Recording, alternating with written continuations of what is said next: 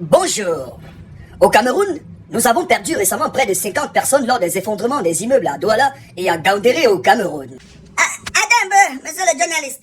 On danse. Mon ami, je vois que tu ne veux pas voir tes enfants grandir. Hein? Tout le monde parle de l'affaire Aïcha Tremblay. Tu ne veux pas parler de ça? Alors, une fois de plus, bienvenue à vous, mes chers invités, mes chers panélistes. Bienvenue sur ce plateau où c'est moi qui commande. Vous savez, dans la vie, on mange pour vivre, mais on ne vit pas pour manger. J'ai grandi sans voir mon papa. Est-ce que ça fait de moi un sous-homme? Est-ce que je ne suis pas un homme intègre? Dans mon allocution tout à l'heure, j'étais des disances E. Au Cameroun, tout récemment, nous avons perdu plus de 50 Camerounais lors des effondrements des immeubles à Douala et en Gaoundéré au Cameroun. Qu'a dit le président de la République et son épouse? C'est la question qui a été posée à l'introduction de cette émission. Monsieur le journaliste, et tu grondes qui maintenant? Tu parles fort à qui? Est-ce que vous savez que nous sommes des intellectuels? À la télé maintenant, il y a aussi la dictature. J'ai dit à mon confrère panéliste, tu as peur de répondre aux tipsy? Je vais te répondre. Papa, tu comprends non? Je suis du parti du pouvoir. C'est notre champion.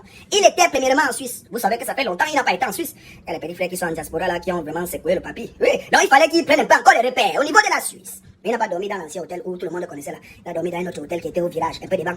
Ensuite, il s'est retrouvé là où tu connais, en face du gendarme du monde. Satan 2. Il allait renforcer nos relations protectatrices. Oui, protectrice, pour protéger le pouvoir.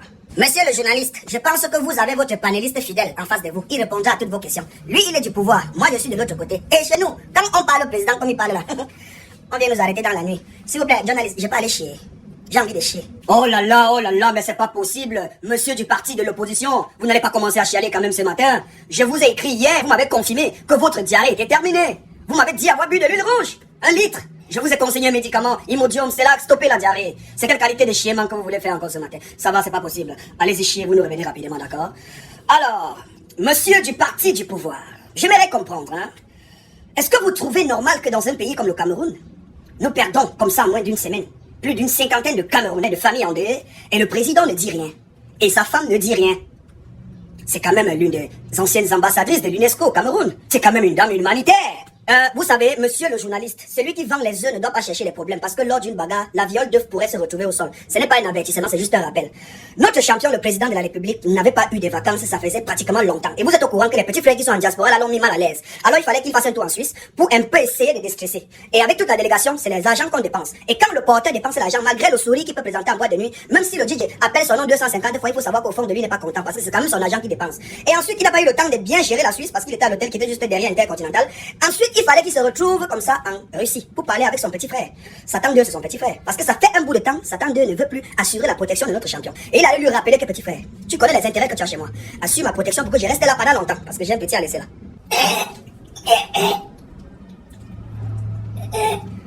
Mon frère, arrête de me regarder. Ce n'est pas moi qui te pose les questions. Ce n'est pas moi qui te pose les questions. Réponds aux questions du journaliste. Moi, je suis en train de chier.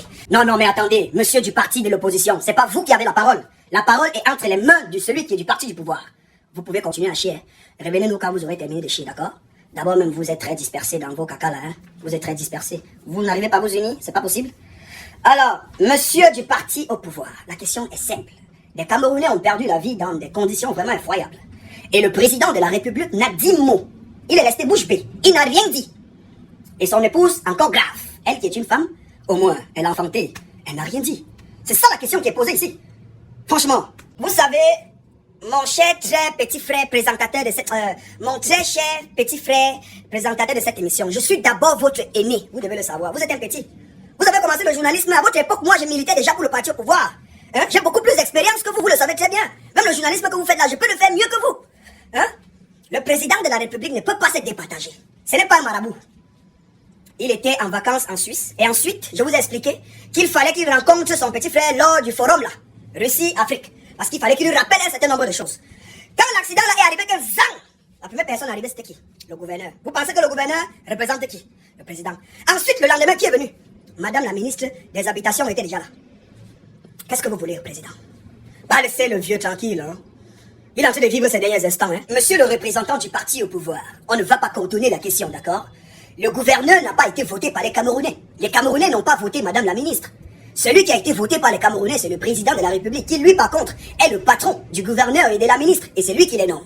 Mais le peuple attend du président de la République, celui qu'ils ont porté très haut au pouvoir suprême du Cameroun, d'apporter des consolations lors des hécatombes pareilles? C'est la question que je vous pose. Le président, qu'est-ce qu'il a dit? Vous savez, monsieur le journaliste, je ne suis pas très content de vous. Parce que vous, les médias, vous encouragez les populations à manquer de respect à madame la cheftaine de l'État. Elle ne peut pas aller dans un pays comme la Russie, à Saint-Pétersbourg, elle fait une séance photo classique, basique, avec une robe tellement moins chère qu'on vend ici au marché central à Mokolo. Mais les Camerounais lui demandent de venir également faire une séance photo shooting en Colmessin. En Colmessin. Est-ce que madame la ministre a fini dans les routes de Colmessin pour qu'elle vienne se filmer là-bas? Pourquoi vous voulez salir l'image du Cameroun? Vous demandez à la première dame de se filmer à Emombo, en passant par deuxième. Vous connaissez comment Emombo est? Ce n'est pas un manque de respect, ça. Je pense que nous avons bien compris, monsieur le représentant du parti au pouvoir sur ce plateau, nous avons bien compris que vous ne voulez pas répondre à nos questions. Vous voulez nous amener à gauche, nous amener à droite, verser la responsabilité ici et là. On va vous laisser et repasser la parole à notre cher et beau panéliste qui nous revient de très loin. Ça a été l'évacuation. Alors, vous êtes ici le représentant du parti de l'opposition. Je vous repose la même question que celle que j'ai posée à celui d'en face. Comment comprendre que nous sommes dans un pays comme celui-ci, après des effondrements des immeubles comme nous avons vécu, avec plus d'une cinquantaine de personnes qui sont parties, et que le président et madame ne disent rien? Quand on sait quand même que madame accompagne le père partout, elle tient sa main partout. Elle lui aurait quand même glissé le fax, non? Hein? Comment comprendre cela? Alors, merci monsieur le journaliste de m'avoir repassé la parole. Honnêtement, c'est vrai que ça ne va pas. Je suis en train de voir comme si cette histoire de diarrhée risque d'apporter des complications hémorroïdiales. Alors, vous me posez des questions que je ne comprends pas.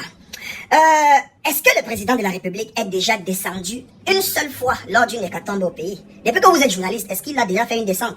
Lorsque les enfants ont été killam derrière le dos de leur maman dans le nord, il est descendu? Non. Tous les différentes personnes qui nous ont quittés dans le nord et le sud-ouest, il est descendu? Non. Les hécatombes d'Engouaché, il est descendu? Non. Alors, je pense que vous me posez des questions auxquelles vous-même vous avez des réponses. Le président, il est silencieux. Le président, il ne descend jamais auprès de son peuple. Alors, vous savez, nous, dans l'opposition, nous avons compris cela assez rapidement. Voyez-vous, monsieur le présentateur de cette émission, lors du deuil du grand chairman, le plus grand opposant du Cameroun, vous voyez la personne qui l'a envoyé le représenter, un membre de son association, représenté en tant que chef de l'État. Donc, vous comprenez que nous sommes dans une république bananière, d'accord? Bananière, vous voyez que l'écran devient flou quand je parle de la bananerie. Alors, nous, dans l'opposition, nous avons décidé que le peuple doit nous donner le pouvoir. Mais, on ne peut pas s'unir dans l'opposition. Vous voyez 300 partis politiques dans un pays. Vous pensez que qui les a créés? On ne peut pas s'unir avec les bandits. Donc, il y a trop d'infiltrés dans les partis d'opposition. C'est pour ça qu'on part chacun sa tête dans sa tête. Si vous avez compris, vous avez compris. D'accord? Cher peuple, faites-nous confiance, faites confiance à l'opposition. L'opposition va vous sortir du noir. Là, si vous nous votez. Vous allez nous voter, non? Monsieur le journaliste, monsieur le présentateur de cette émission, honnêtement, sans vous mentir, chacun a ses problèmes dans le pays ici. Et en ce moment, mon problème majeur, c'est ce que je mets ici et c'est ce qui en sort. Et actuellement, ce qui en sort est en train de me mettre mal à l'aise. Est-ce que vous pouvez clôturer votre émission ou continuer avec le parti qui représente le parti du pouvoir? Pour que j'aille vraiment chier. Eux, ils aiment bien parler, ils aiment la propagande. Donnez-leur la caméra et le micro pour qu'ils parlent au peuple. Parce que vraiment, on ne peut pas sauver un peuple qui lui-même ne s'apitoie pas sur son sort. Donc, un esclave qui ne cherche pas lui-même à se libérer, il est impossible qu'on s'apitoie sur son sort. Donc, honnêtement, que chacun gère ses problèmes, monsieur le présentateur. Je m'en vais chier. Bonne journée à vous. Bisous là-bas. Au revoir.